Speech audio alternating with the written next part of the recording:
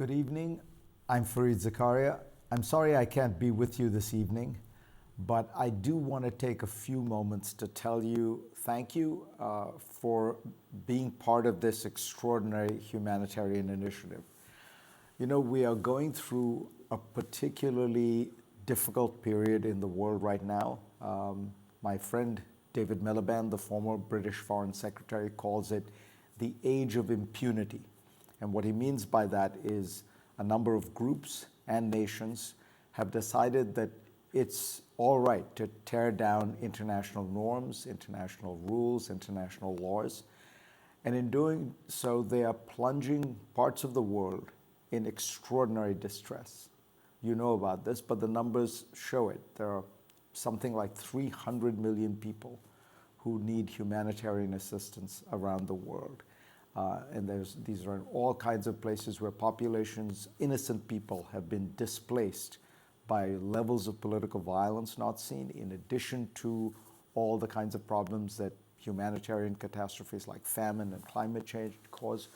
And you put all that together and you have, as I say, a particularly difficult circumstance in the world right now.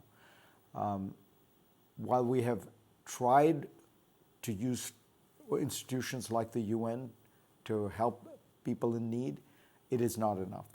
In fact, there is a huge shortfall of almost $37 billion, with only 35% of the required funding received this year. It is 4% of the world's population we're talking about that needs this kind of humanitarian assistance. Now, what's extraordinary about Aurora is it inspires, but it also executes, because it supports a range of charities and groups around the world, many of them local charities, and it has been able to get to about 3.2 million people in 56 countries. The Aurora Pledge is a reflection of that collective belief that even in the darkest times, a brighter future is in the hands of those who can give help and hope. And so it is by helping those people on the ground that Aurora is able to make the kind of difference it does.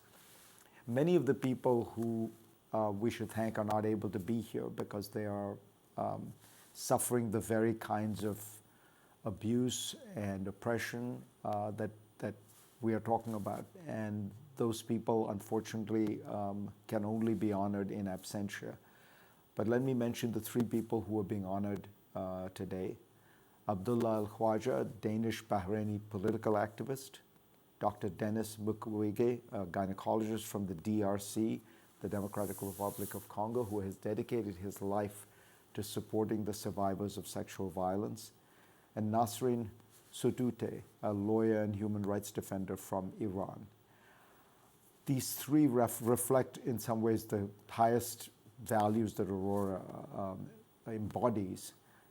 But I think they also reflect something that we should always remember, that even in these dark times, there's enormous hope, because while the need is great, while the distress is great, we are also living in an extraordinarily rich country in a world that has seen enormous economic progress.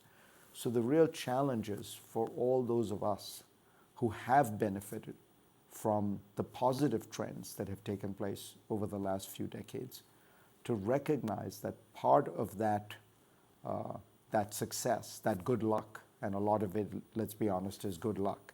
The luck of being born in the right place, the luck of having opportunities, the luck of being in the right place at the right time. Having that good luck places a certain responsibility on all of us to help those who are less fortunate than we are.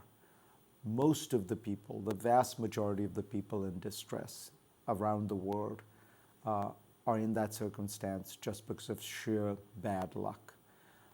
But we can do something about that.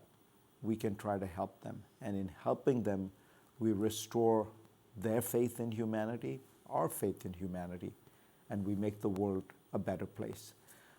I want you to feel very good about what you are doing, but I want to push you to try to do more.